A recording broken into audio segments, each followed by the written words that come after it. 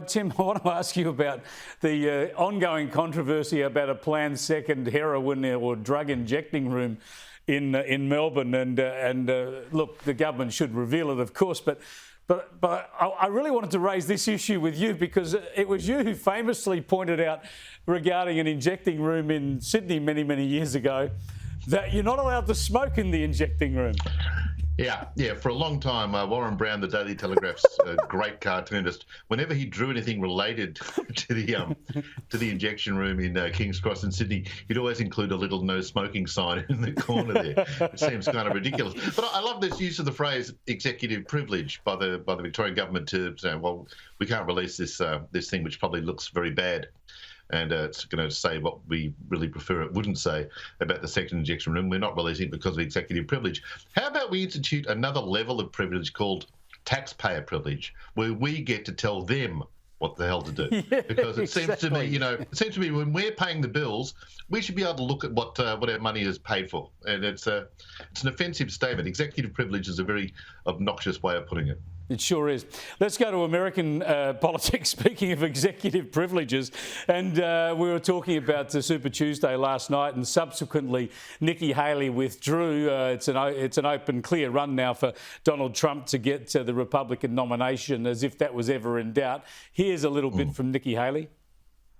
I am filled with the gratitude for the outpouring of support we've received from all across our great country.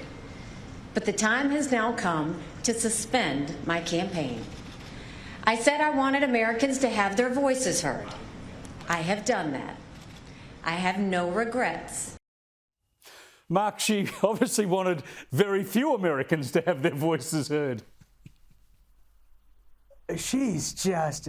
Yeah, the thing about American politics, it's the big show. And my boy Trump, he's the big show. He's entertaining. I don't think anyone is sad to see the back of Nikki Haley. She is, like, only maybe Raytheon and BlackRock and all of the, Pfizer, all the big corporate sponsors. But, no one is sad to see her go. She's so unentertaining. She sounds like a halt message. That's her voice there. It's like, hello, America. Very good. It's so whiny and boring. I'm glad to see her gone. Tell us what you really think. I want to get your thoughts on the contest too, Tim. But first up, have a look at this bit of polling analysis from, of all places, MSNBC. Have a look. If you're looking at the primaries and saying, boy, there's all evidence here of Republicans turning on Trump, unwilling to vote for Trump in the fall, you're not seeing it in the general election polling in these Trump numbers. 97% of folks who said they voted for Trump in 2020 say in this poll they're still with Trump, but only 85% of Joe Biden's 2020 voters say they're with him.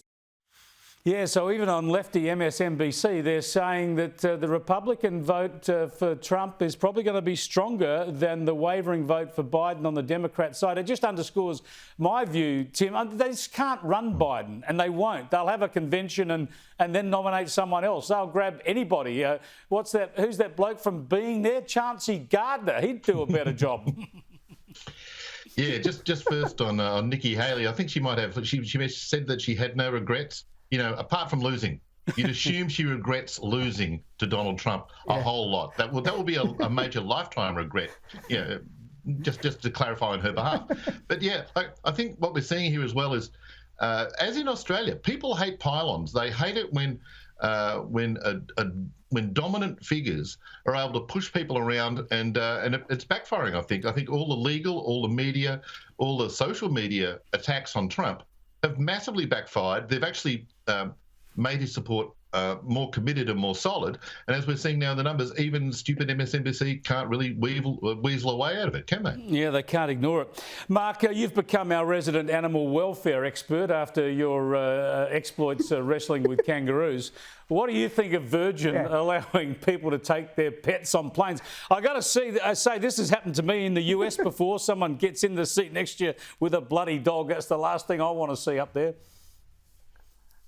Yeah. Look, at first I was okay with it. Like, as long as no one brings kangaroos on board, Chris, I'm okay. I think I'll be pretty bloody safe. And I liked the idea. I was like, that could be cool. I could take my dog on board. That'd be sick. But it's only for little dogs. My dog's like 27 kilos. He's big.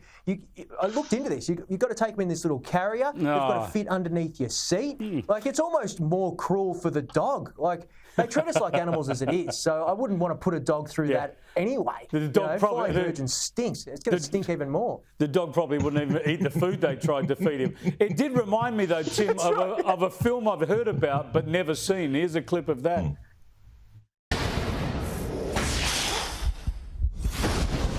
You know all those security scenarios we ran? We smack in the middle of one we didn't think of. Can anybody hear me?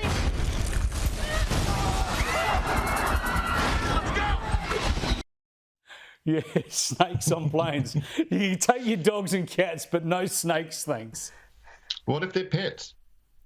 Exactly. I know people who've got pet snakes and, give it a go. But, I'd say to Mark, maybe it's part of the fun and the challenge of pet ownership. Try to fit that 27 kilos of dog into a 3 kilo space. If there's a poodle making too much noise. That's what they're telling you to do, who are we to insult he the identifies aircraft as a small authorities? dog. They're our bosses. Yeah, if the poodle's making too much noise in 1B, send the anaconda down there and you'll sort it out. Thanks for joining us, guys. We'll catch you next week.